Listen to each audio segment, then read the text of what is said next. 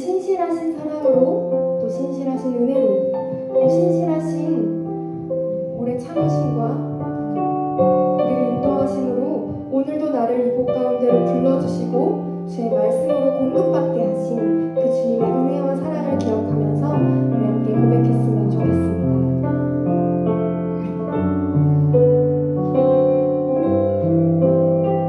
함께 고백하겠습니다. 오 신실하신 주, 오 신실하신 주, 내 아버지여, 늘 함께 계시니 두려움 없네. 그 사랑 편찮고 날 지키시며 어제와 오늘이 다시 한번 고백합니다. 오 신실하신 주, 내 아버지여, 늘 함께 계시니 두려움 없네. 그 사랑 편찮고 날 지키시며 어제나 오늘이 한결같네. 오 신실하신 주, 오 신실하신 주, 날마다 자비를 베푸시며 일용할 모든 것 내려주시니 오 신실하신 주, 나의 구주.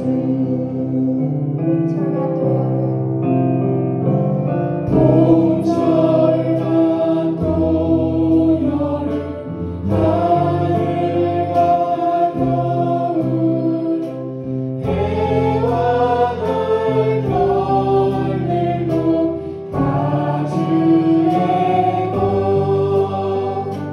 만물의 주 영광 드러내도다.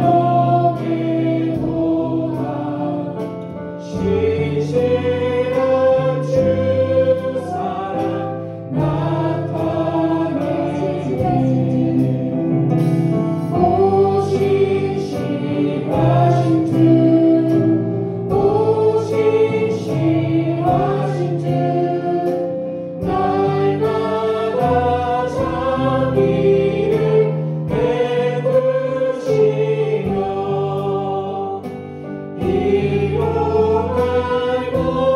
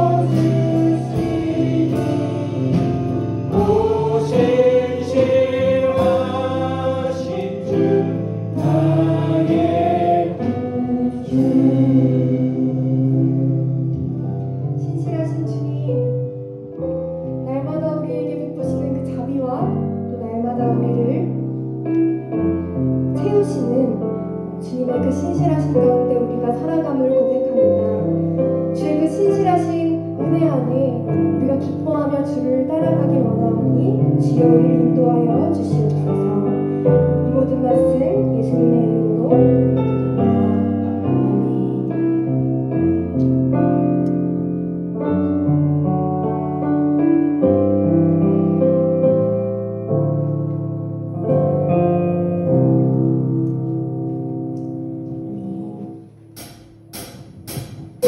우리 시간 함께 박수치면서 신실하신 약속으로 우리를 이끄시는 주의 이름을 함께 찬양합시다. 할렐루야.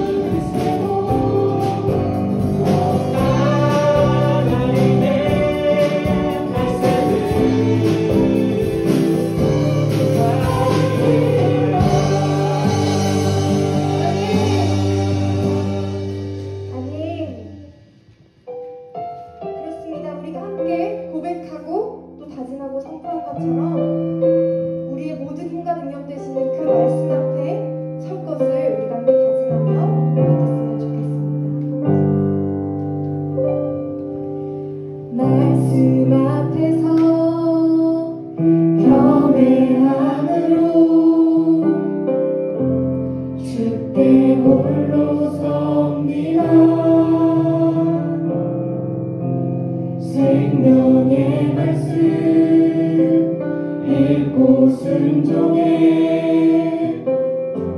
주를 예배합니다. 기록된 말씀 힘이 있어서 진리로 우리 거룩해 하며 거룩한 말씀 세세 영원히 복음이 되어 말씀하시네. 하나님 말씀에 두려워 떠는 자 그 말씀에 생명을 거는 자 한 사람 찾으시는 주님의 약속에 믿어 하나님 말씀에 영을 거는 자 순종하며 주 따라가는 자 영원한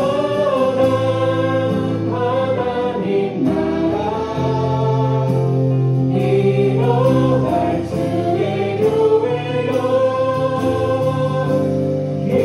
다시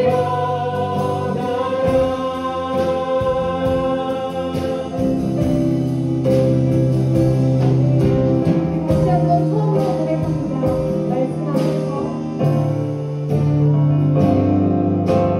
말씀 앞에서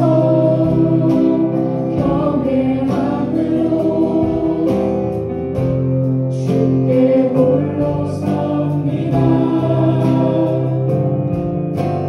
생명의 말씀 읽고 순종해 주를 예배합니다. 말씀 앞에서 경외함으로 주께 홀로 섭니다. 생명의 말씀 읽고 순종해 주를 예배합니다.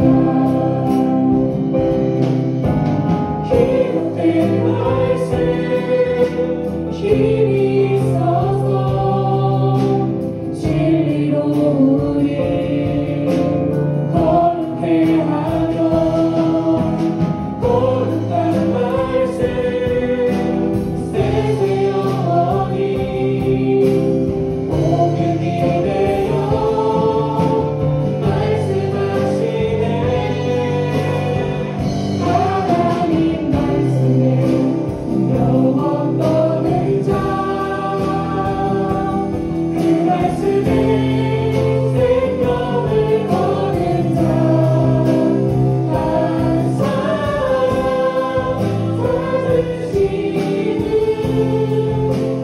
주님의 약속을 믿어 하나님 말씀에 영을 거는 자 순종하며 주 따라가는 자 영원한 하나님 나라 이뤄갈 주의 교회여 일어나라 주 말씀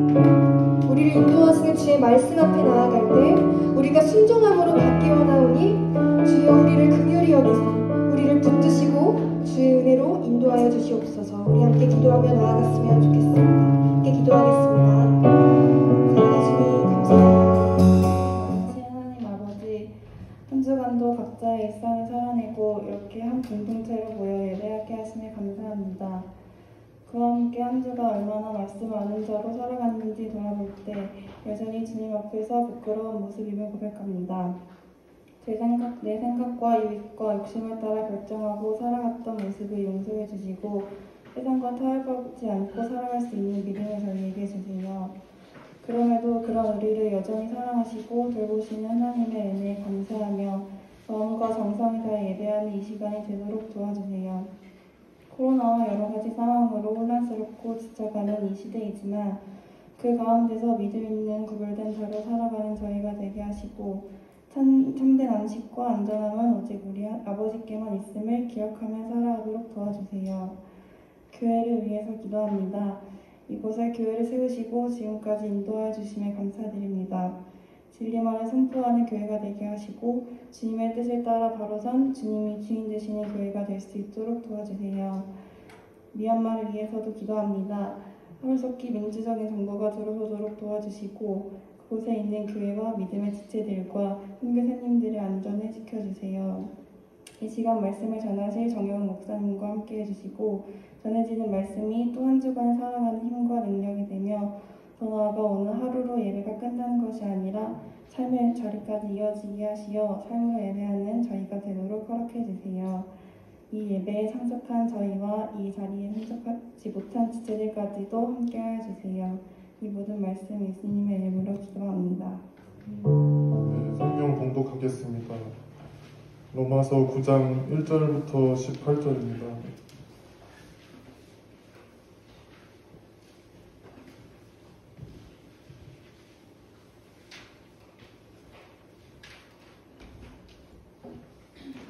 로마서 9장 1절부터 18절 신약성경 250쪽입니다.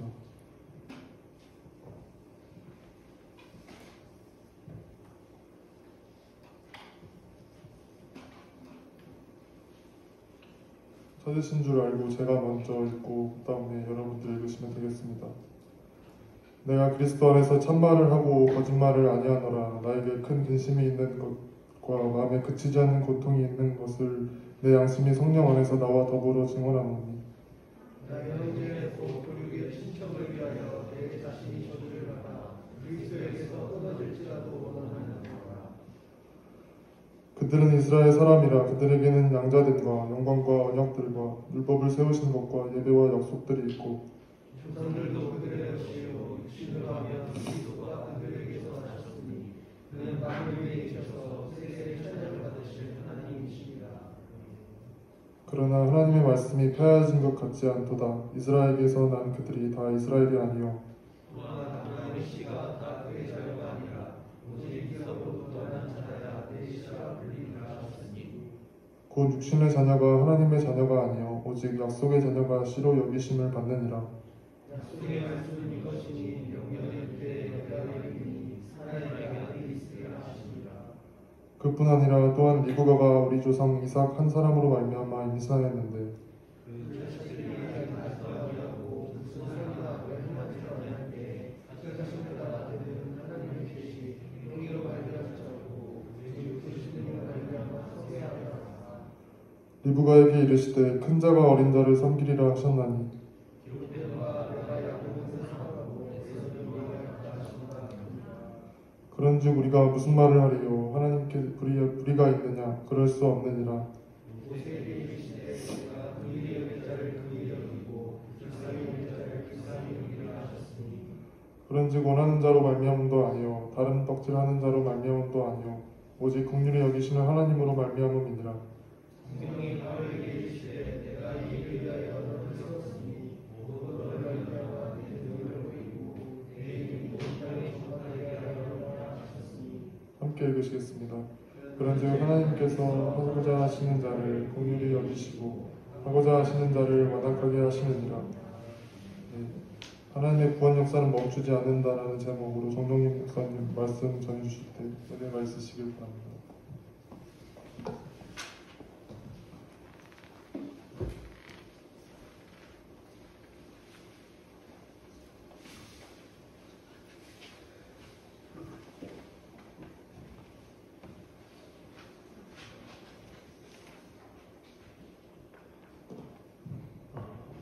우리 오늘 로마서 9장 말씀, 우리 9장 전반부 말씀 함께 나누고자 합니다.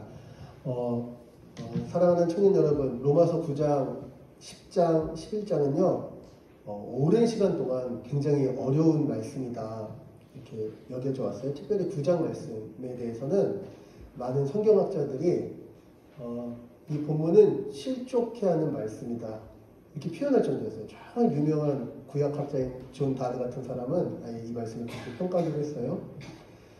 그래서 이제 오늘 말씀이 그런데 그런 말씀이 아니거든요. 그런데 9장을 따로 놓고 보면은 9장의 논의를 오해하기가 되게 쉽다. 그래서 9장 말씀은 이제 로마서 9장 말씀은 하나님이 내가 짱이야. 그러니까 니들 내 말 잘 들어. 뭐 이렇게 하시는 말씀이 아니고 1장부터 8장까지 했던 이야기를 딛고 9장이 있다는 생각을 하셔야 9장 말씀이 은혜가 돼요. 간단하게 한번 요약해볼까요? 로마서 1장. 예수 그리스도가 복음이시다. 1장 전반부. 그리고 1장 후반부. 그런데 모든 사람이 죄인이다. 그리고 2장과 3장은 근데 이 죄인이 헬라인만 죄인이 아니라 유대인도 죄인이다. 2장 3장 넘어가면서 그래서 유대인들이 혈통에 의해서 구원받는다고 믿었던 그런 믿음은 잘못된 믿음이다. 이런 얘기를 했던 거예요. 그리고 4장부터 무슨 얘기를 하냐면 그러면 구원이 어떻게 오느냐? 하나님은 처음부터 이스라엘이라는 민족을 세울 때부터 오직 믿음으로만 구원을 얻는 방식으로 이루셨는데 그 믿음의 대상이 뭐냐? 구원하시는 하나님, 결국 이 땅에 오신 예수 그리스도시다. 이제 이렇게 논리를 펼쳐갔던 거예요. 그러면서 4장부터 8장까지, 우리 지난주 8장까지 한 거잖아요.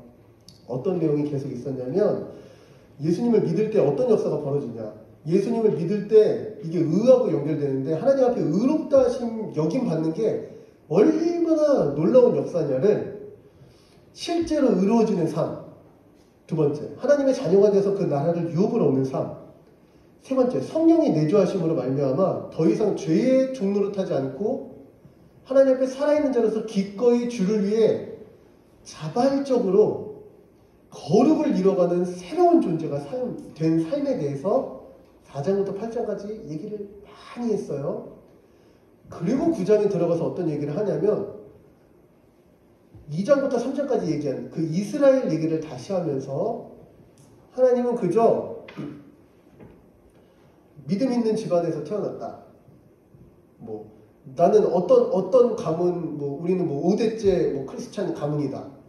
이런 혈통에 의해서 그냥 믿음이 증거되는 게 아니고 하나님의 은혜 가운데 불쌍히 여기시고 구원을 이루시는 하나님의 주권적 열심에 의해서 우리가 구원을 얻는 거다.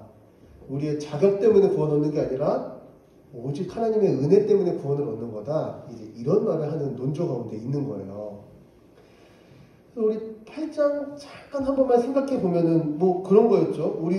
우리가 하나님 앞에 거룩한 백성입니다, 자녀입니다 이렇게 얘기하는 건 다 지금은 성령님께서 직접 우리 가운데 함께 하시면서 예수 그리스도가 이루신 모든 것으로 오늘을 살아가게 하시는 하나님의 실제적인 능력이자 도우심이다. 그래서 저는 예수님 믿어요, 하나님 믿어요 이렇게 말을 하면은 그와 함께 우리 마음에 어떤 변화가 있냐면 정말 예수님을 알고 하나님을 알고 믿는 자에게는 어떤 변화가 있냐면 예수님을 믿지만 나는 내 멋대로 살래요. 하나님 좀 내 인생에 간섭 좀 하지 말고 하나님이시면 좀 나를 긍정해주면 안 돼요? 내 존재가 이런데 뭐 어쩔 거예요. 하나님 그냥 내가 옳다고 얘기해 주세요. 이렇게 믿지 않고 마음으로부터 하나님을 흠모하고 하나님을 닮고 싶고 하나님이 기뻐하시는 일을 이루고 싶고 그뿐만 아니라 하나님의 거룩을 추구하며 이전에는 생각하지 않았을 새로운 선에 대해서 새로운 의에 대해서 추구하면서 살아간다. 그게 오늘 신자가 이 죽을 몸 가운데 부활하신 예수 그리스도의 부활을 성령에 의해서 경험하는 부활한 자, 이미 생명이 나타난 자의 삶이고 그런 삶이 이루어지기 때문에 때때로 내 멋대로 살고 싶고 막 죄짓고 살고 싶고 뭐 재밌는 게 재밌는 거지 이런 생각이 드는 우리의 삶을 그리스도의 통치에 순복시켜서 오늘도 하나님의 의가 나타나는 이런 삶을 살아간다.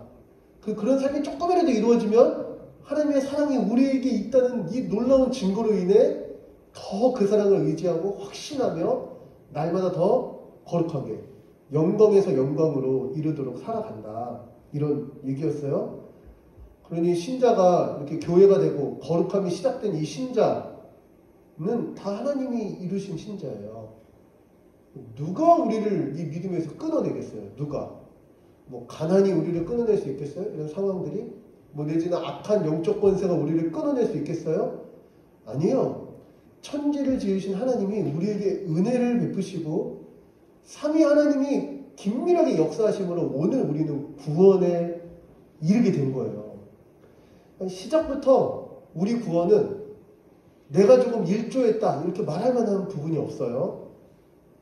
그래서 이게 얼마나 큰 하나님의 은혜인지를 설명하면서 이제 9장이 시작되는데 같이 한번 오늘의 이제 주제 같은 거예요. 한번 읽어볼까요? 시작. 교회는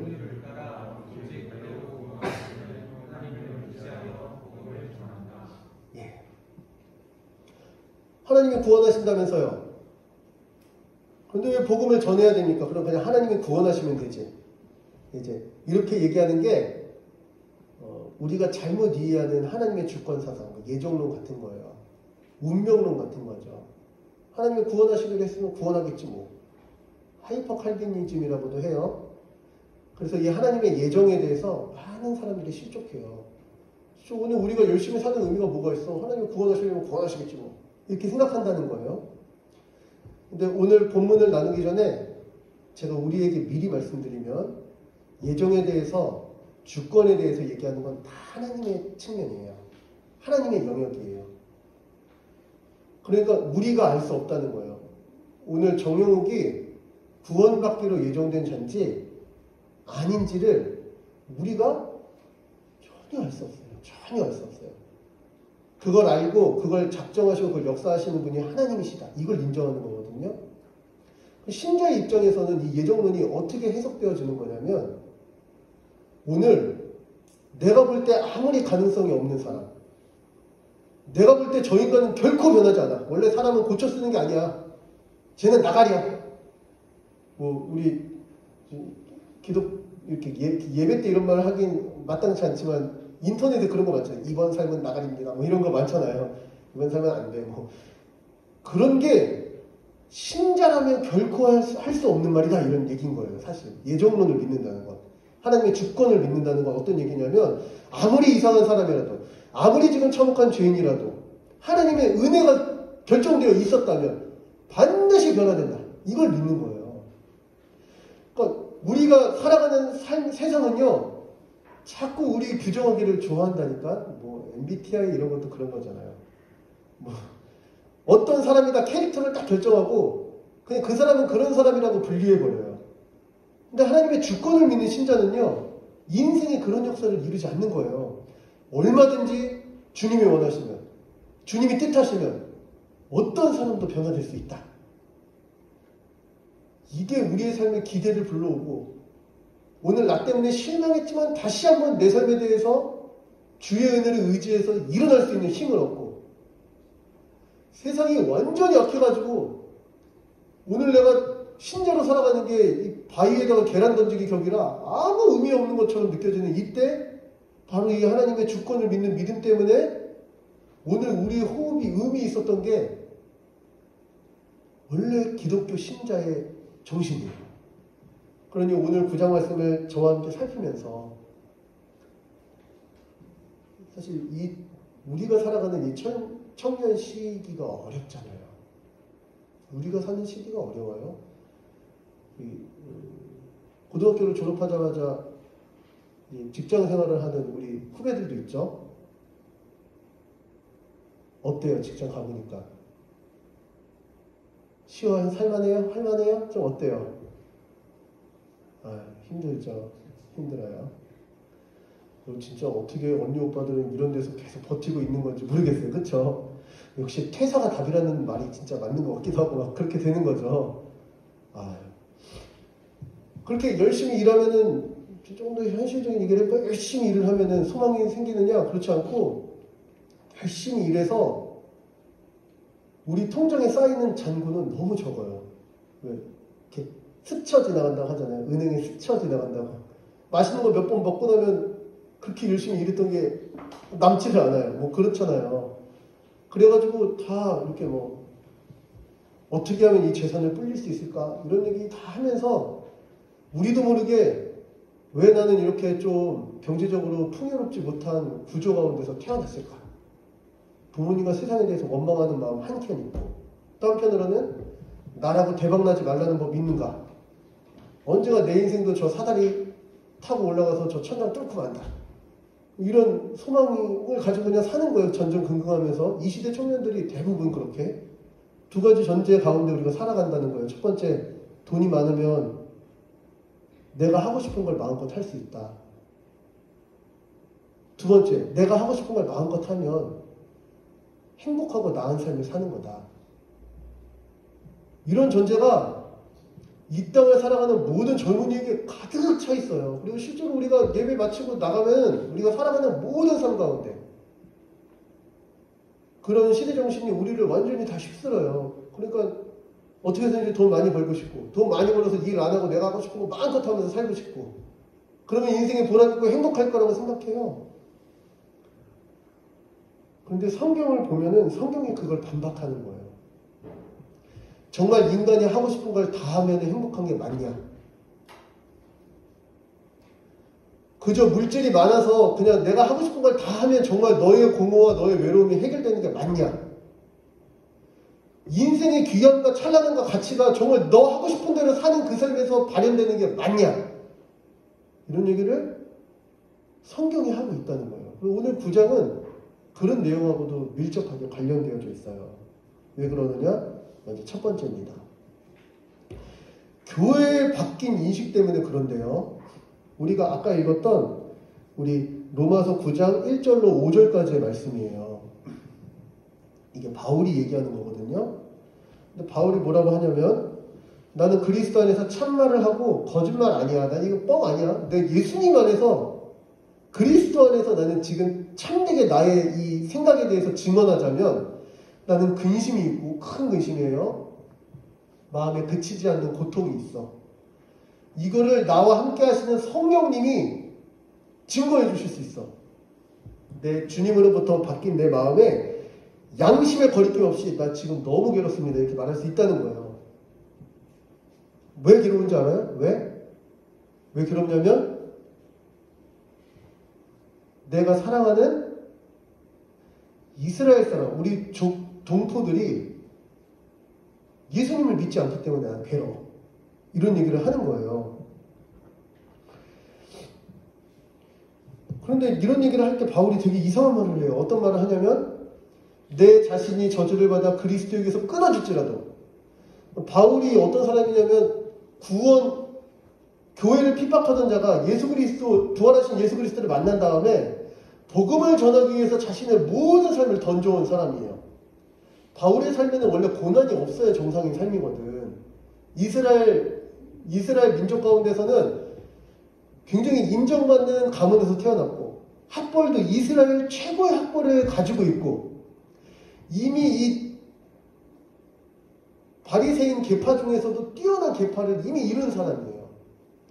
그리고 대제사장하고 얼마나 친하고 신뢰를 많이 얻었던지 교회 핍박하는 일에 바울이 추천장 써주세요. 그럼 추천장 써주고 내가 열심히 있어서 해보려고 합니다. 그럼 뭐 사람들이 다 인정해주고 이 삶이 승승장구하던 삶이었어요. 근데 그러던 삶이 갑자기 고난에 자기를 빠뜨리고 사람들이 다 싫어하는 사람이 스스로 되고 했던 게 오직 복음을 전해서 자기가 얻은 구원, 자기가 만난 예수를 남들도 알기 원하는 그런 마음으로 아직까지 평생을 달려온 거거든요. 그런 바울이 이런 말을 하는, 갑자기 나는 구원 안 받아도 된다. 이런 얘기를 하는 거예요. 도대체 이게 무슨 소리야 이게. 무슨 말이냐면 바울이 복음만 전해진다면 나에게 너무 당연한 믿음의 근거이자 권리인 영원한 하나님 나라에 대한 확신 이런 것들 다 없어져도 돼. 오히려 내가 이 모든 하나님의 진노를 받는 대상일지라도 제발 내가 사랑하는 사람들이 복음을 알고 구원받았으면 좋겠다. 이런 얘기를 하는 건데 여러분 그거 아세요? 하나님을 만나고 하나님과 긴밀히 관계를 가졌던 성경에 나오는 많은 위인들이 이런 삶을 살았다는 거 아십니까? 아브라함이 소돔과 고모라의 구원을 위해서 하나님 앞에 중보기도 했던 것.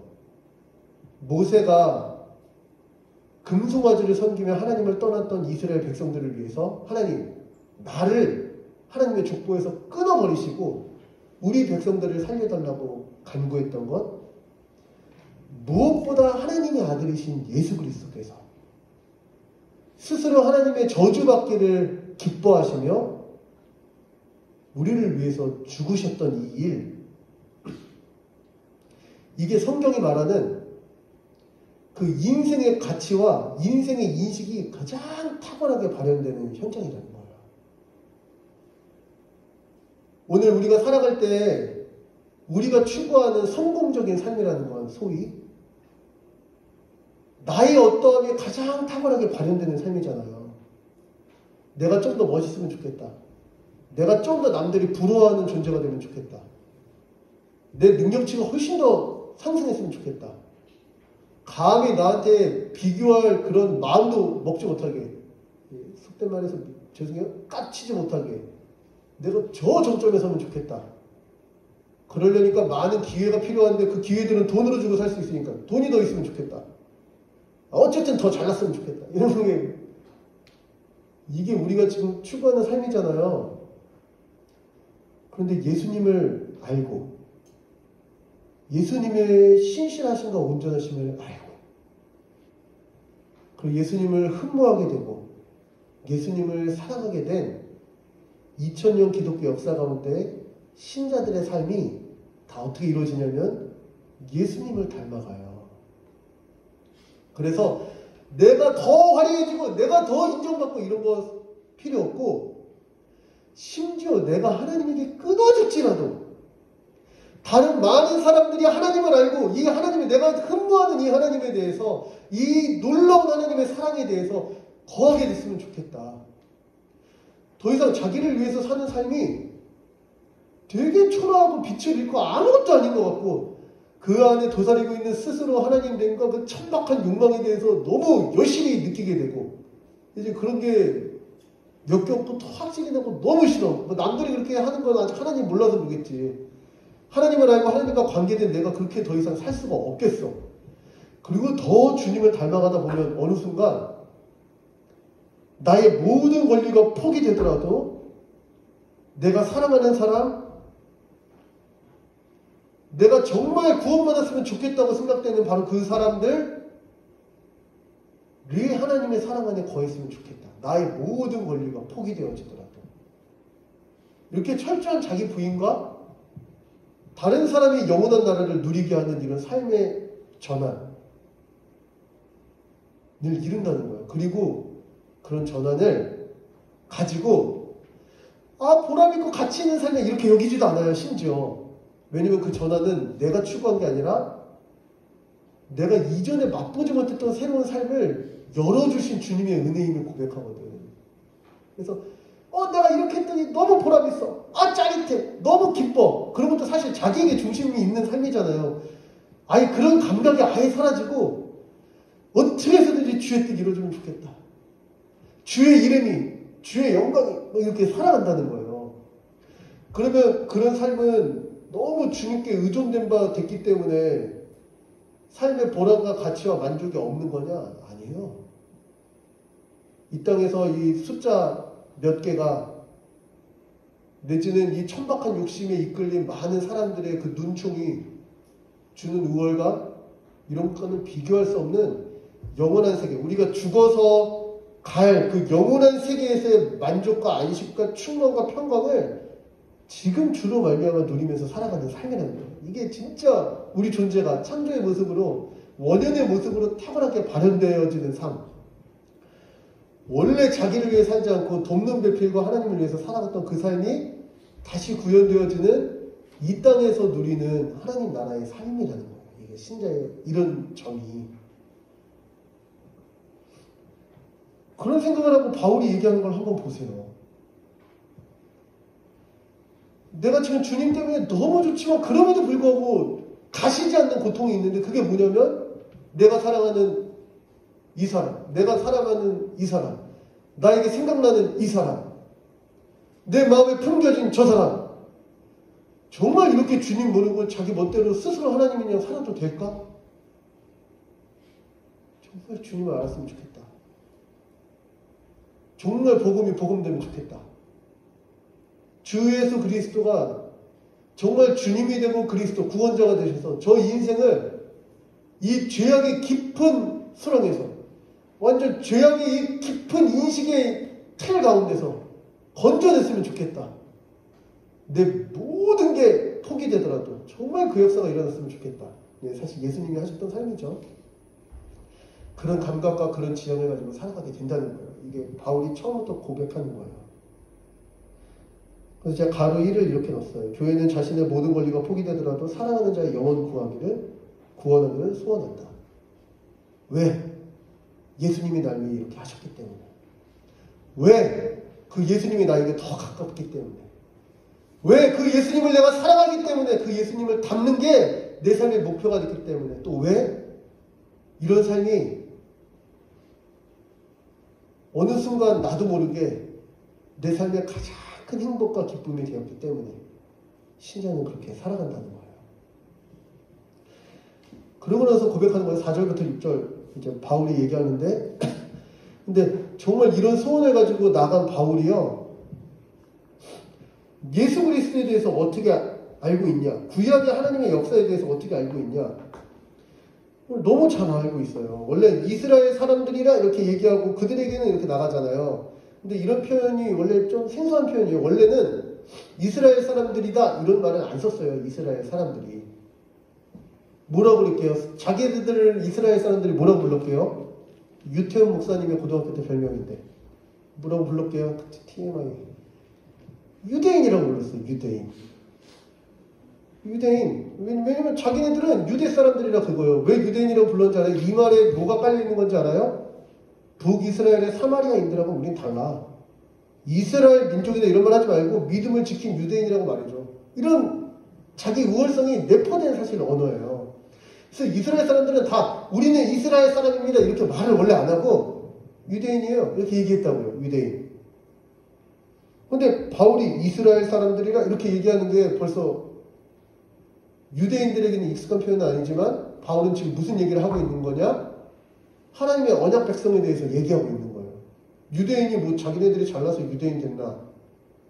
하나님이 아브라함을 통해서, 이삭을 통해서, 야곱을 통해서, 그 야곱도 아주 지만 위해서 살던 그 인생 거짓말쟁이 아주 그냥 그 자기 축복을 위해서 살던 인생을 하나님이 이스라엘로 변화시킨 다음에 일어난 그 모든 하나님의 은혜의 역사를 받은 너희 이스라엘 사람들아, 유대인 말고, 지들이 믿음 지키고 지들이 하나님 앞에 거룩하다고 얘기하는 유대인 말고 하나님의 은혜가 이끌어낸 이스라엘 사람들아, 너희가 알고 있는 그 역사 가운데는 양자들, 이스라엘은 내 아들이다 이렇게 하나님이 출애굽 때부터 불러서 다윗 언약 때는 아예 내 아들이라고 천명하시고 새 언약 때는 이 모든 것들을 내 아들로 다시 삼겠다 이런 말씀을 하셨거든요. 너희가 어떻게 하나님의 아들이라 불리냐, 너희 같은 인간들이. 너희를 하나님이 얼마나 영광스럽게 하셨냐, 너희한테 얼마나 많은 약속을 주셨냐, 하나님이 너희에게 얼마나 하나님의 거룩함을 알게 하는 율법을 주셨냐, 너희가 얼마나 영광스러운 하나님을 높이는 예배가 있었냐, 하나님의 약속들, 그리고 믿음의 선조들 다 너희한테 있지 않았냐. 그리고 무엇보다 그 혈통 가운데 태어나신 예수 그리스도가 있지 않냐. 이렇게 은혜를 많이 주셨는데 어떻게 이 구원을 자기네들이 이루냐. 우리는 유대인이야, 우리는 지금도 예루살렘을 지켜, 이런 얘기를 하면서 자기가 구원을 이룬 것처럼 어떻게 그렇게 행세하냐 이런 말을 한편으로는 하고, 또 한편으로는 그런 자기 우월감 때문에 예수를 죽이고 지금도 여전히 예수를 믿지 못하는 그런 교만한 마음에 대해서 지금 탄식하면서 얘기하고 있는 거예요. 사랑하는 여러분, 이 시대정신의 악함이 여기에 있어요. 자꾸 자기한테 집중시키잖아요. 그리고 내가 추구하는 게 이루어졌으면 좋겠는 거잖아요. 뭐 하나님이라는 이름은 부르지만 뭐 결국엔 그 하나님이 내가 원하는 것 좀 이루어졌으면 좋겠는 거잖아요. 하나님의 뜻이 무엇이냐 이런 것보다는 지금은 내 뜻이나 이루어져요. 이렇게 하는 게 하나님을 섬기는 방식인 이 시대에 바울이 지금 어떤 얘기를 하는 거냐면, 그렇게 자기에게 완전히 갇혀서 하나님의 은혜가 이렇게 많이 있음에도 불구하고 자기가 무엇을 이루느냐, 자기가 이 삶의 모든 주체이냐 생각하는 그 교만함이 정말 만물 위에 계셔서 세세에 찬양받으신 하나님이신 예수 그리스도를 결국 못 보게 하고 그분을 못 받게 하고 하나님을 대적하며 살아가는 너희의 삶을 낳고 있다는 거예요, 지금. 그래서 바울이 내가 그리스도에게 끊어질지언정 정말 이들에게 하나님을 참된 하나님의 구원을 아는 은혜가 있었으면 좋겠다고 지금 얘기하고 있는 거거든요. 그걸 바꿔서 얘기해볼까요? 그럼 교회는 어떤 공동체예요? 교회는 하나님, 저는 예배 드리러 왔어요. 저 시험 기간 끝나고 지금 얼마나 빡센지 아시죠? 나 오늘 놀러 가기에 충분했는데 예배 드리러 왔어요. 대단하지 않습니까? 주님! 이런 마음이 교회는 없어요, 원래. 주님, 내가 이번에 상여금 받은 거 가지고 너 헌금했어요? 주님, 내가 쓸 게 얼마나 많았는데 그거 헌금하기 쉽지 않았어요. 주님, 아시죠? 기브 앤 테이크. 이런 게 교회에겐 원래 없어요. 교회는 종교세를 내는 것처럼 일주일의 삶을 내 멋대로 살기 위해서 이 주일에 한번 예배 드려서 하나님에 대한 최소한의 의무를 다했으니까 나머지 삶은 내 멋대로 살겠다고 주 앞에 주장하기 위해서 예배하지도 않아요. 교회는 날마다 주의 은혜가 보이고 그 은혜 때문에 마땅히 예배하고 그 은혜 때문에 우리 가운데 이 땅에서 살아가면서는 잘 누리지 못하는 현장, 진짜 주님을 높이는 일에 대해서는 모두 다 한마음이고 또 주의 복음을 말하는 일을 모두 다 기뻐할 뿐만 아니라 다 같이 우리를 구원하신 하나님 예배함을 최고의 가치로 여기는 그런 공예배의 현장을 사모하면서 이 모든 시간을 통해 주님이 높아지기를 원하는 자들이에요. 사랑하는 사명의 청년 여러분, 제가 여러분들에게 도전하는 것처럼 얘기하고 있지만 사실은 말씀을 전하는 저에 대해서 제가 도전하고 있는 거예요. 내 삶의 많은 시간은 무엇을 향해서 지금 치닫고 있는가? 저는 이제 언젠가 개척을 할 거예요. 저는 개척을 준비하는 목사예요. 그러니까 제가 그런 생각을 많이 해요. 제가 개척하면은 제가 대단한 게 있는 목사겠어요. 개척 멤버가 많겠어요? 이제 진짜 몇 명이라도 있으면 진짜 주의 은혜겠죠. 그렇게 예배 드리고 이렇게 할 때 그때 나는 뭘 추구하면서 교회를 이뤄갈까 이런 생각을 제가 혼자서 많이 해요. 그때 사람 좀 뿔리고 남들 이렇게 봤을 때 초라하지 않은 교회의 외적 형태를 갖추고 그래서 막 정영 목사 왜 이렇게 부흥을 많이 해? 요즘 잘 나가는 것 같은데 그런 말 들으면 기분이 좋고 막 이렇게 하려고 개척하는 건가? 아니면 정말 사람이 좀 적어도 되니까 정말 우리 가운데 하나님이 어떤 일을 이루셨는지 그리고 그 일이 얼마나 오랜 역사를 뚫고 하나님이 신실하게 이끌어 오셨던 은혜였는지 그것을 날마다 확인하고 그것 때문에 기뻐하고 내 당장 내 주변 환경에 어떠함이 없어도 세상이 알아줄 만한 어떠함이 없어도 그 주님의 구원 하나 때문에 정말 기뻐하고 감격하면서 살 수 있는지 생각하면 자신 없을 때가 많아요. 그리고 오늘 바울이 우리한테 도전을 주는 거예요. 정말 예수를 아는가? 정말 하나님이 이루신 구원을 아는가? 이 긴 역사를 붙잡고 이스라엘 역사는 늘 하나님을 대적하는 역사였어요.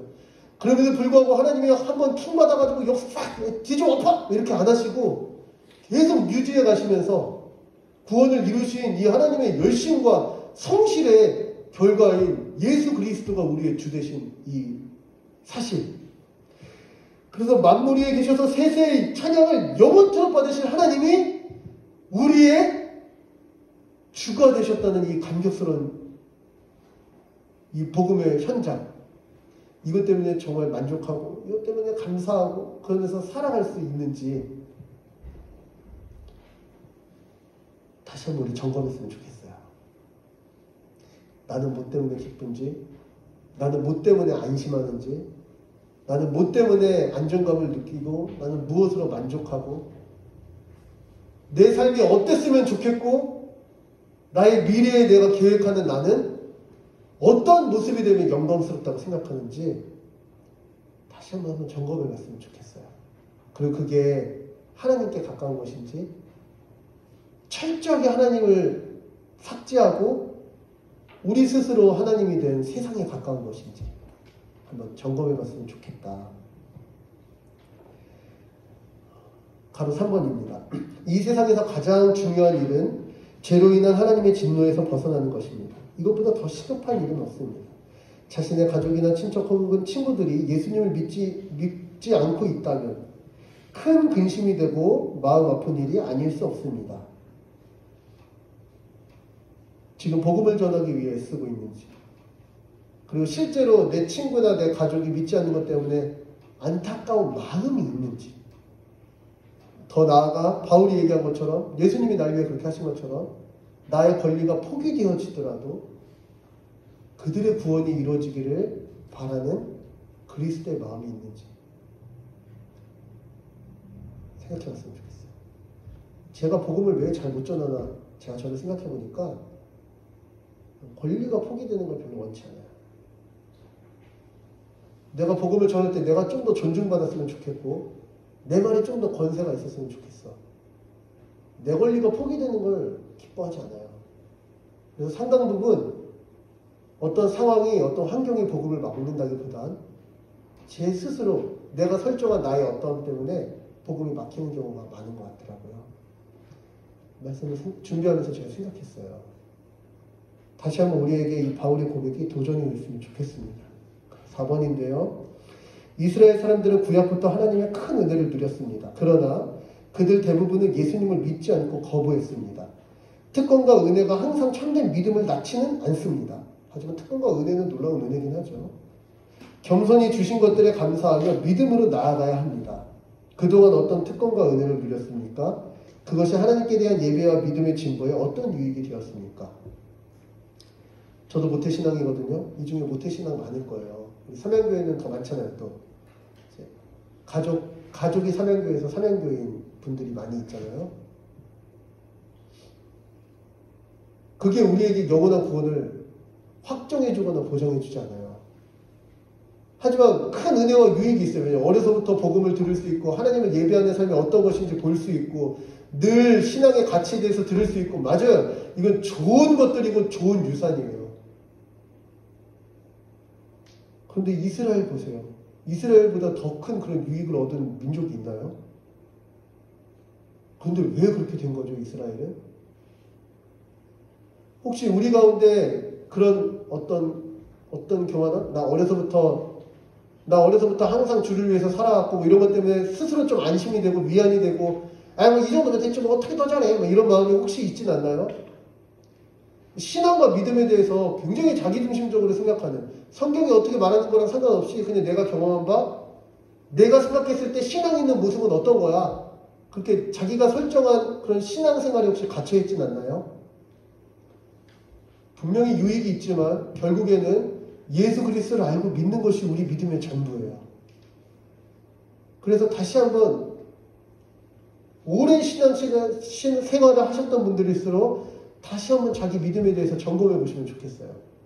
나에게 종교적 형태의 관습이 믿음을 보장하는 게 아니라 로마서 4장부터 8장까지 얘기했던 것처럼 정말 예수의 마음이 나한테 있는지, 그리스도를 알고 믿기 때문에 주어진 살아난 영의 새로움이 나에게 있는지 점검해 봤으면 좋겠어요. 만약에 잘 느껴지지 않는다면, 사랑하는 여러분, 얼마나 다행입니까? 나 괜찮아 생각하다가 나중에 하나님 앞에 가짜라고 밝혀지는 것보다 지금 내가 가짜 같다고 느껴지는 게 얼마나 다행입니까? 주의 은혜를 구하면 되잖아요. 다시 그리스도의 복음을 확인하면 되잖아요. 붙잡으면 되잖아요. 점검해서 내가 이상하다는 게 느껴지는 건 진짜 큰 은혜예요. 진짜 저주는 난 괜찮아 하고 끝까지 간 다음에, 모르겠어요. 저는 주님 앞에 이거 너무 두려운 말이에요. 판단은 주님이 하시겠죠. 만약에 나는 너를 모른다 하시면 어쩌려고 그래요. 원래 신앙은 덮어놓고 믿는 게 아니에요. 날마다 자기의 믿음을 점검하는 거예요. 내가 정말 구원받는 믿음인 건지, 이게 참된 믿음인 건지, 아니면 자기 착각인 건지 점검하고요. 믿음의 내용은요, 객관적인 진리 체계가 있는 거예요. 점검할 수 있어요. 나는 뭘 알고 어떤 것에 내 삶을 지금 의지하고 있는지, 아니면 내 삶이 실천적 무신론자처럼 복음에 대한 지식은 있지만 실제 내 삶의 실천에 대해서는 하나님이 삭제된 자처럼 살고 있지는 않은지 점검할 수 있다고 해요. 믿음은 점검하면서 다시 한번 확인하는 은혜가 우리 가운데 있으면 참 좋겠습니다.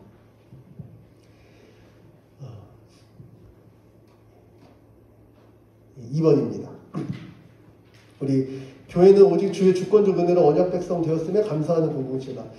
이게 무슨 말이냐면요. 우리가 아까 로마서 우리 앞부분을 읽어봐서 알겠지만 6절부터 우리 13절 우리 설교 노트에 보면은 본문이 나와 있죠. 여기 보면은 바울이 지금 결국 얘기하고자 하는 거는 야 이스라엘 우리 동포들아 너희에게 구원이 필요하다 이런 얘기를 하는 거잖아요. 이스라엘 사람들이 이런 얘기 들었으면 어떻게 했을 것 같아요? 진짜 싫어했어요. 이런 말 자체를. 그래서 바울을 죽이려고까지 했다니까요. 너무 싫어했어요. 아니 내가 하나님의 백성인데 뭔데 나보고 구원이 필요하다고 얘기하는 거야? 이걸 너무 싫어했다고요. 근데 바울이 지금 너희가 진짜가 아니라는 것을 내가 증명해 볼게 하고 지금 펼친 게 구약의 역사 얘기를 하는 거예요. 그게 무슨 얘기냐면 그냥 이스라엘의 후예로, 그러니까 혈통적으로 이스라엘이라고 그냥 뭐 나는 믿음의 집안에서 태어났다고 그게 무조건 너의 믿음을 보장해 주는 게 아니다. 왜냐하면 이스마엘도 아브라함의 후손 아니었냐. 그런데 하나님이 이스마엘은 약속의 복에 참여할 자라고 하지 않고 오직 아브라함이 죽은 것 같았을 때 하나님의 은혜로 태어난 아들인 이삭만 하나님의 약속의 자녀라고 하지 않았냐. 그러니까 우리 믿음에 대해서 생각할 때 내가 좀 뭘 했으니까 내가 좀 하나님 앞에서 인정받을 만한 자격이 있으니까 나는 지금도 열심히 헌신하고 봉사하고 있으니까 나는 나쁜 짓을 한 적이 없으니까 이런 걸 가지고 내가 어떻게 했던 것 가지고 내가 뭐 어떻게 했던 것 가지고 자꾸 내가 하나님 앞에 의로운 자이냐 생각하지 말고 원래 믿음을 갖는다는 건 아브라함에게 이삭이 태어난 것처럼 죽은 자, 가망 없는 자 결코 그런 일이 벌어질 수 없는 자에게 하나님이 은혜를 주셔서 생명이 나타나는 게 바로 믿음이다. 이런 얘기로 이스라엘을 지금 바울이 까고 있는 거예요. 그리고 오늘날 우리에게도 마찬가지예요. 교회가 뭘 아냐면 내가 죽은 자 같은 건데 내 배경 때문에 뭐 내지는 뭐 내가 어떤 거 한 것 때문에 나에게 믿음이 있는 게 아니라 그냥 나는 죽은 자인데 하나님이 은혜 주셔서 이 자리까지 이끌어 오셨다는 이 은혜에 대한 감사와 은혜에 대한 하나님을 향한 존중이 늘 넘치는 공동체가 교회다. 근데 사랑하는 여러분, 제가 목사잖아요. 그래도 이 중에서 신앙생활 좀 열심히 하는 부류겠죠? 근데 우리가 쉽지가 않아요. 우리 아까도 찬양팀 되게 열심히 했잖아요. 찬양팀 이렇게 잘하기 위해서 여러분, 갑자기 찬양이 이렇게 잘 나옵니까? 토요일에 와서 연습도 해야 되고요. 또 더 좋은 찬양을 위해서 기도도 해야 되고요. 여러 가지 것들을 헌신해야 된단 말이에요. 그런데 우리가 착각할 때가 되게 많다는 거죠. 내가 헌신하고 내가 이만큼 하고 친구랑 놀러갈 시간도 포기하기도 하고 좀 목자로 섬기기도 하고 내가 그냥 목원으로 있어도 되는데 부목자도 한번 해보고 이런 것들 이런 현장이 있기 때문에 하나님이 날 이제 좀 받아주겠지. 하나님이 날 인정해 주겠지. 하나님 이 정도 하면 뭐 기뻐하시겠지. 이런 생각이 우리도 모르게 자꾸 든다는 거예요. 그런데 교회는 그런 거를 가지고 내가 투자한 만큼 하나님이 은혜를 베풀어 준다고 생각하지를 않아요. 오히려 원래 나는 그런 것을 할 수 없는 자예요. 내가 왜 토요일에 이렇게 찬양팀 연습을 하고 있지? 이게 진짜 주의 은혜 아닌가? 나 같은 사람이 왜 이렇게 오늘 예배에 나와가지고 주의 말씀을 듣고 있는 거지? 이게 진짜 놀라운 일이다. 주님의 은혜다. 왜 내가 다른 사람들 사실 관심도 없어 마땅한 사람들을 위해서 내가 기도하고 있는 거지? 왜 그가 오늘 예배를 드렸는데 안 드렸느냐고 왜 내가 그걸 신경 써야 되는 거지? 야, 이게 은혜구나. 원래 우리가 그렇게 살지 않을 법한 일. 우리에게 결코 가치 있는 일이라고 여겨지지 않을 법한 일들이 우리에게 소중해진 그 현장 때문에 오히려 주의 은혜에 감사하고 그리고 그 은혜가 있기 때문에 기꺼이 헌신하지만 헌신 때문에 주님이 나에게 은혜를 베풀 거라고 생각하지 않는 공동체가 바로 교회예요. 은혜가 있어서 헌신하는 거예요. 헌신해서 은혜를 주시는 게 아니고 그게 2번, 1번과 2번 이렇게 이어지는 거예요. 이스라엘아, 너희들이 혈통을 가지고 하나님의 자녀가 됐다고 생각했냐? 너희 역사가 증거하잖아. 혈통 때문에 된 게 아니다. 이 말 하는 거예요. 10절부터 13절은 어떤 얘기를 하는 거냐면 그런데 이삭의 자녀가 둘이 있었어요. 쌍둥이에요. 누가 누구였죠? 야곱과 에서였어요. 근데 야곱과 에서는 아직 태어나지도 않았어요. 태어나지도 않았는데 하나님이 뭐라고 얘기하냐면 우리 11절 제가 읽을게요. 그 자식들이 약간 욕 같지만 이건 그냥 야곱과 에서를 얘기하는 거예요. 그 자식들이 아직 나지도 아니하고 무슨 선이나 악을 행하지 아니한 때에 택하심을 따라되는 하나님의 뜻이 행위로 말미암지 않고 오직 부르시는 이로 말미암아 서게 하려 하사 큰 자가 어린 자를 섬길 거다. 야곱은 사랑하고 에서는 미워했다. 이렇게 하나님이 선언하게 하셨다. 이런 말 하는 거예요. 뭘 해가지고 얻어줄 게 하나도 없다는 거예요. 이 구원에 대해서. 하나님이 먼저 은혜 베푸셨기 때문에 가능했다. 이런 얘기를 하는 거예요. 하지만 질문이 있을까봐 짧게 얘기하면 그럼 왜 야곱은 사랑하고 에서도 사랑하면 참 좋을 텐데 왜 야곱은 사랑하고 에서는 미워했다고 얘기합니까? 이렇게 얘기할 때 여러분 이 미워하다라는 말은 나 에서 너무 싫어 짜증나 뭐 이런 얘기가 아니에요. 원래 덜 사랑하다 뭐 이런 표현인 거예요. 원래 예수님께서도 얘기하시잖아요. 누구든지 가족을 미워하지 않고는 나를 따를 수 없다 얘기할 때 가족 싫어 뭐 이렇게 하라는 게 아니고 예수님보다 더 사랑하지 않는 것 뭐 이런 걸 얘기하는 거예요. 이거는 정도를 얘기하는 표현인 거예요. 하나님이 더 긍휼히 여기고 더 구원의 역사를 펼치시고 이게 이유가 없다는 거예요. 자격과 조건에 의해서 이루어진 게 아니라는 거예요. 우리가 오늘 예배를 드리고 구원을 받고 이렇게 얘기할 때 나는 구원받을 만 했지 솔직히 막 이렇게 교회가 인식 안 한다는 거죠.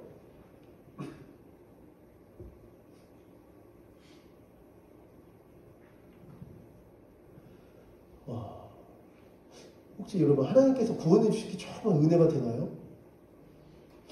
하나님이 주권적으로 우리 같은 인생을 불쌍히 여기셔서 구원해 주셨다. 이런 얘기를 할 때 저는 복음을 이렇게 가르칠 때 이런 질문을 진짜 많이 받았어요.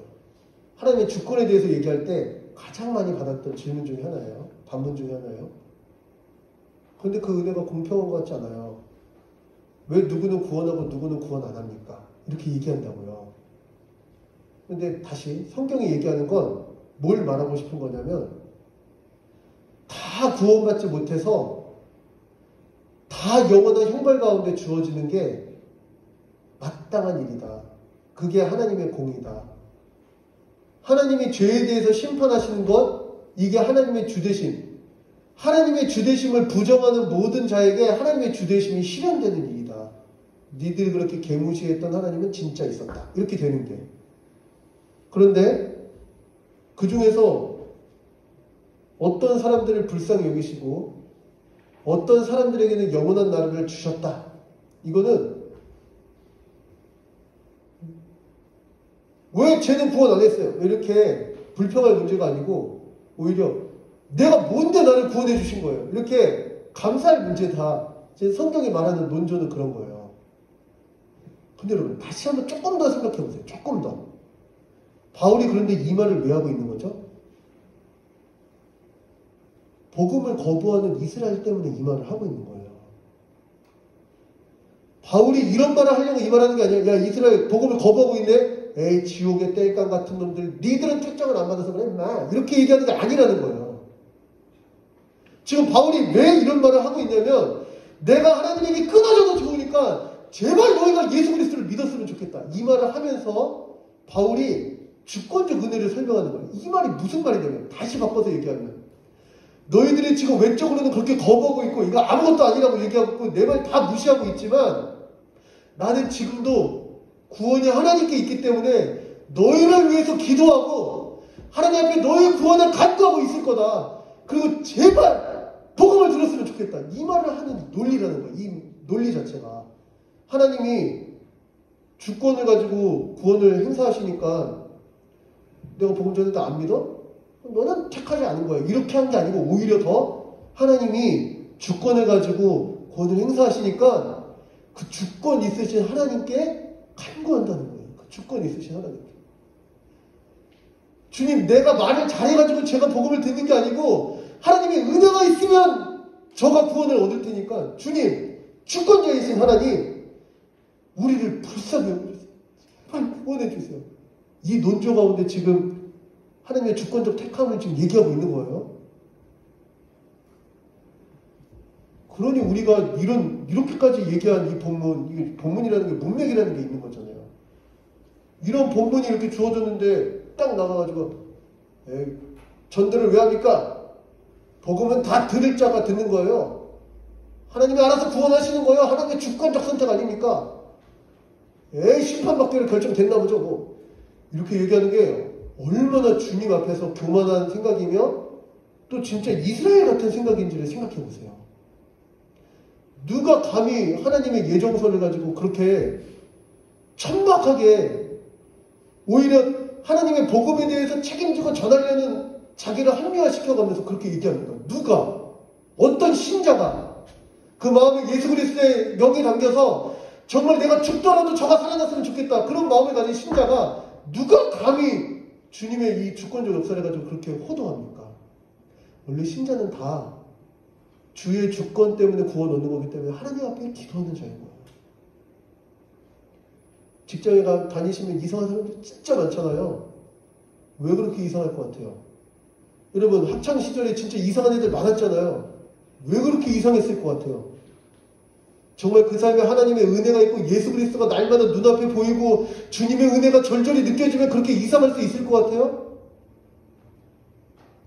그런 이상한 사람을 볼 때마다, 이상한 현장을 볼 때마다 심장은 원래 어떻게 반응하는 거냐면 주님, 구원의 주권성을 가지신 주님, 제발 불쌍히 여겨주세요. 저 인생이 저렇게까지 치닫는 게 얼마나 안타까운 일입니까? 주님, 주권자이신 주님, 불쌍히 여겨주세요. 아무 자격 없는 야곱을 선택하신 주님, 그 약속의 자녀를 주의 주권에 의해서 이루신 주님, 제발 불쌍히 여겨주세요. 내가 나의 권리를 조금 더 포기하고 주의 복음을 전하겠으나 주님, 이 나의 어떠함 때문에 복음이 전달되는 게 아니라 주의 은혜의 역사에 있사오니 주님 불쌍히 여겨주세요.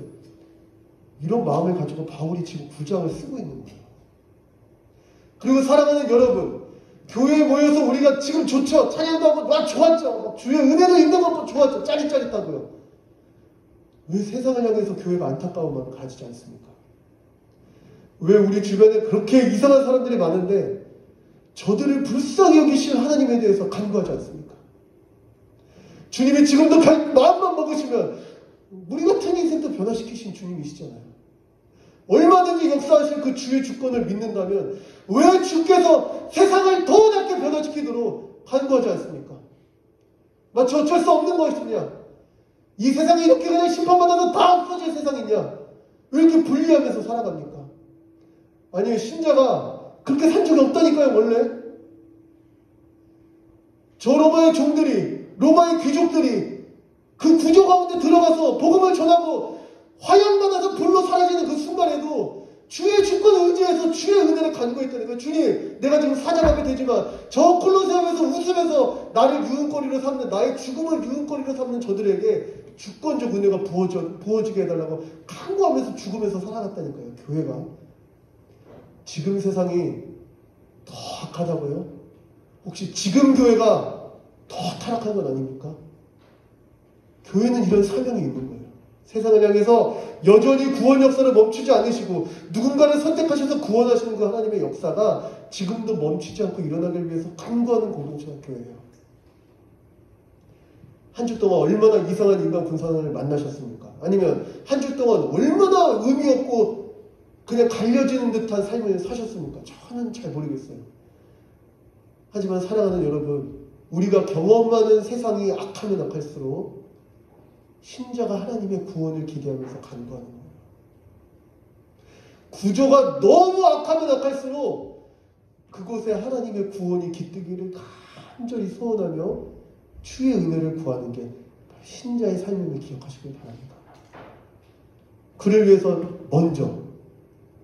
먼저 우리에게 구원이 있는지 점검했으면 좋겠어요. 오늘 말씀을 마치는 때요. 설교 노트에 다 있는 개요니까요. 보시면 될 거예요. 먼저 나의 구원이 어디에 있나?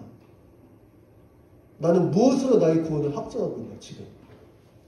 일주일에 한 번 예배 드리는 것? 나는 무엇을 기뻐하면서 살아가는가? 내 마음에 그리스도의 마음이 있는가? 자기 구원에 대해서 점검하시고 확실하지 않다면 다시 복음을 붙잡으시길 바랍니다. 사랑하는 여러분. 두 번째, 혹시 우리에게 구원의 확신이 있나요? 우리에게 구원이 점검되어집니까? 그렇다면 여러분, 우리 같은 사람을 구원하신 하나님이세요. 세상을 향해서 다시 한번 기도했으면 좋겠어요. 이 이상한 세상, 이 악한 자가 가득한 세상, 이 세상에 하나님의 주권적 은혜가 역사하도록 기도하시면 좋겠어요. 같이 찬양했으면 좋겠어요. 우리 같이 찬양하고요. 말씀을 받으신 은혜대로 기도했으면 좋겠는데, 제가 약속을 했거든요. 절대 설교를 더 길게 하지 않겠다. 이렇게 약속해가지고 우리 같이 찬양하고 기도했으면 좋겠는데, 우리 오늘 말씀을 생각하면서 같이 주님 앞에 고백하고요. 또 은혜 없이 살 수 없는 우리의 삶이 이 세상에서도 그렇게 되어지고 또 세상을 간구하는 우리들을 소원합니다. 은혜 아니면 살아갈 수가 없네. 호흡마저도 다 주의 것이니 세상 평안과 위로 내게 없어 예수, 오직 예수뿐이. 은혜 아니면 살아갈 수가 없네. 은혜 아니면 살아갈 수가 없네. 호흡마저도 다 주의 것이니 세상 평안과 위로 내게 없어 예수, 오직 예수뿐이네.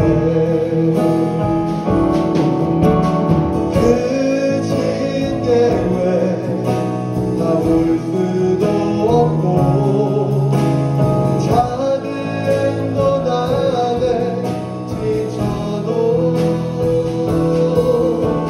주께 묻기 나의 모든 삶 버티고 견디게 크신 길 다 볼 수도 없고 크신 계획 구원하시는 주의 계획을 우리가 알 수 없지만 작은 것 안에 지쳐도 주께 묻기 나의 모든 삶 버티고 견디게 하시네. 은혜 아니면 살아갈 수가 없네. 나의 모든 것 다 주께 맡기니 참된 평안과 위로 내게 주시니 오직 예수뿐이네. 우리 잠깐 기도했으면 좋겠습니다. 사랑하는 청년 여러분, 한 주에 참된 평안과 위로를 느끼기에 참 빡빡하다는 걸 저도 알고 있습니다. 점점 그렇게 되는 것 같아요. 또 코로나 상황에서 더 그렇게 되는 것 같습니다. 우리 다시 우리의 구원에 대해서 점검하고 기도했으면 좋겠습니다. 내게 예수로 인한 평강이 있는가? 내게 예수로 인한 승리가 있는가? 내게 정말 주님 한 분이면 전부를 얻은 것이라는 삶의 고백이 있는가? 내게 정말 주의 영에 계신 곳에 있는 자유가 있는가? 자신의 믿음을 위해서 기도했으면 좋겠습니다. 두 번째입니다. 정말 구원이 필요한 사람들이 있습니다. 우리가 사랑하는 가족일 수도 있고요. 내지는 너무 악해서 진짜 답이 없다고 생각하는 어떤 사람일지도 모르겠어요. 정말 구원이 필요한 사람. 정말 그 인생 가운데 주의 은혜 있다면, 주의 은혜 있다면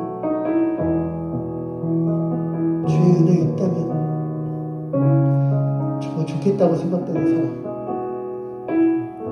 그 사람을 위해서도 잠깐 기도하는 시간 가졌으면 좋겠습니다. 우리 이 시간 같이 기도하도록 하겠습니다. 기도합시다. 살아계신 하나님 감사합니다. 아버지, 우리의 믿음에 대해서, 아버지 우리의 구원에 대해서 어쩌면 한 번도 의심한 적 없고 그냥 괜찮을 거라고 생각했던 아버지 우리의 삶 가운데 주님, 위로가 있는지 평안이 있는지 구원의 증거는 무엇인지 아버지 다시 한번 우리의 구원에 대해서 고민하게 하시는 주님 감사합니다.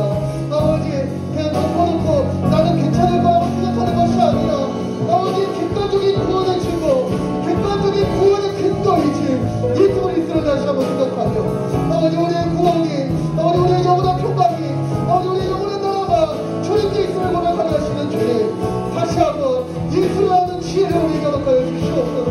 다시 한번 예수의 마음이 우리의 것이 되어지도록 예수 그리스도 안에 있는 모든 사랑과 예수 그리스도에 있는 모든 진실함과 그리스도인 안에 있는 교율이 우리의 것이 되어지도록 아버지 우리에게 구원되는 아버지 구원의 능력을 허락하여 주셔서 오늘은 사랑하는 우리가 정말 주의 구원의 안전한 가운데 거할 수 있도록 주님 주께서 다시 한번 우리에게 이 믿음을 확인하는 은혜를 허락하여 주시옵소서.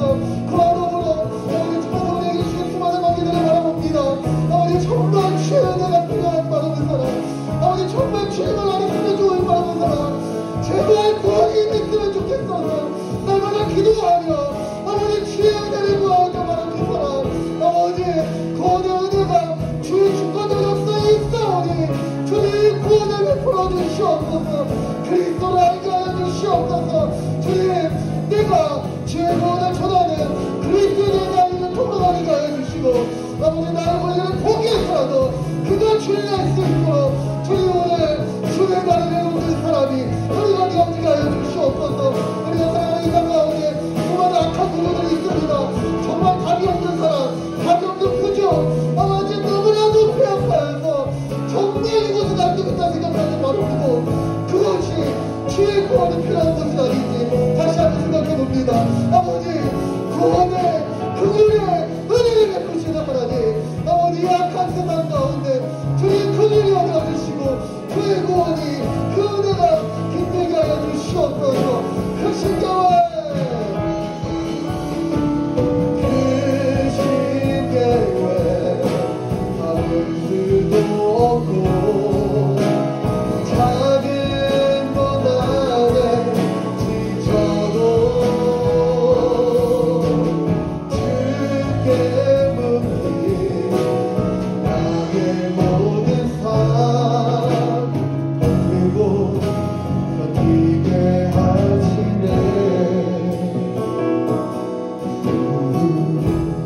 그대 아니면 살아갈 수가 없다.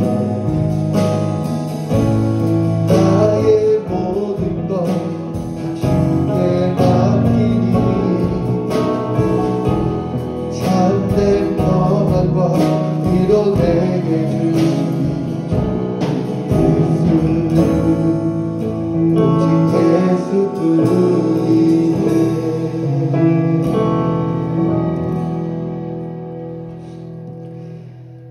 살아계신 하나님 감사합니다. 우리가 방금 뜨겁게 부른 찬양처럼 오직 예수님이 우리의 이유가 되기를 소원해 봅니다. 우리 평안의 이유, 우리 위로의 이유이자 오늘 내가 권리를 포기하는 이유, 오늘 내가 세상을 향해서 다시 소망을 품을 수 있는 이유, 오늘 내가 더 기도해야 되는 이유, 오늘 내가 죄와 싸워 승리해야 되는 이유, 오늘 내가 되는 대로 살지 않고 주님 앞에 살아야 되는 이 모든 이유가 우리 주 예수 그리스도에게 있기를 간절히 소원합니다. 주님,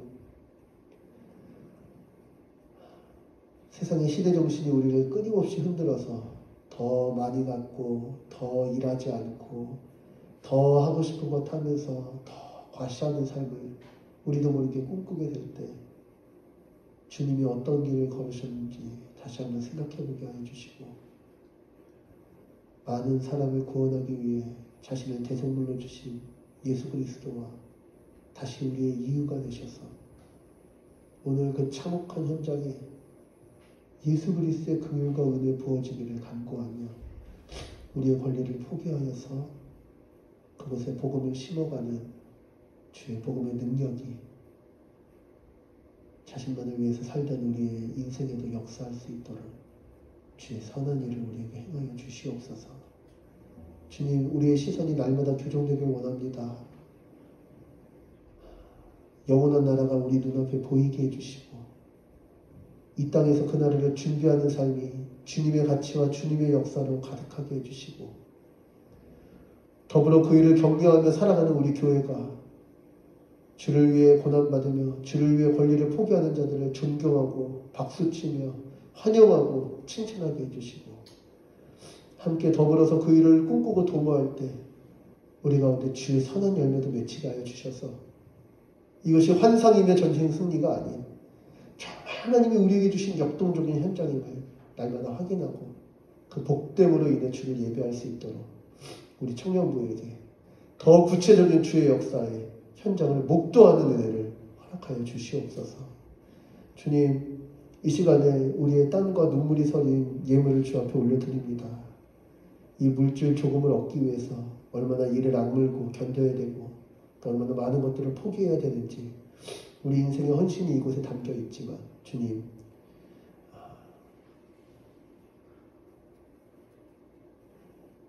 이 예물들과 함께 우리 노동의 가치를 다시 한번 깨닫게 해주시고 투기와 불로소득이 마치 답인 것처럼 맺히는 이 세상 가운데서 다시 직업을 갖고 누군가를 섬기고 사회 구조를 지탱하는 우리 노동의 의미를 알게 해주시고 그럼에도 이 모든 현장을 선용해서 주의 은혜 전달되기를 구하는 참 신자들이 이 땅 곳곳에 이 모양 저 모양으로 함께 스며들어서 거룩한 사회인이자 거룩한 교인으로서 살아갈 수 있도록 주님 이 예물 쓰이는 곳마다 주의 복음의 능력과 역사가 일어나게 하여 주시옵소서. 감사드리며 예수님의 이름으로 기도합니다. 아멘. 이제는 우리 주 예수 그리스도의 은혜와 아버지 하나님의 끝없는 사랑하심과 성령의 우리 마음에 그리스도의 마음 품게 하시는 교통하심이 오늘 로마서 9장 전반부를 보면서 예수 그리스도를 거부하고 못 박을 뿐만 아니라 지금도 복음 전하는 것을 이를 갈며 싫어하는 이 이스라엘 동족들을 향해서 애끓는 심정으로 주의 긍휼의 구원의 은혜에 펼쳐지기를 간절히 구했던 이 바울의 마음이 오늘 우리가 살아가는 삶의 현장 흉악과 횡포가 가득하고 악독이 가득한 이 사회 가운데서 다시 주를 의지해서 주의 긍휼과 구원의 역사 넘치기를 기도하며 간구하겠다고 다짐하는 우리 사명의 청년들 머리머리 위에 또 그 사역을 감당하는 우리 사명교회 위에 주의 몸된 한국교회와 세계 열방의 주의 교회 위에 이제부터 영원토록 함께 있을지어다. 아멘.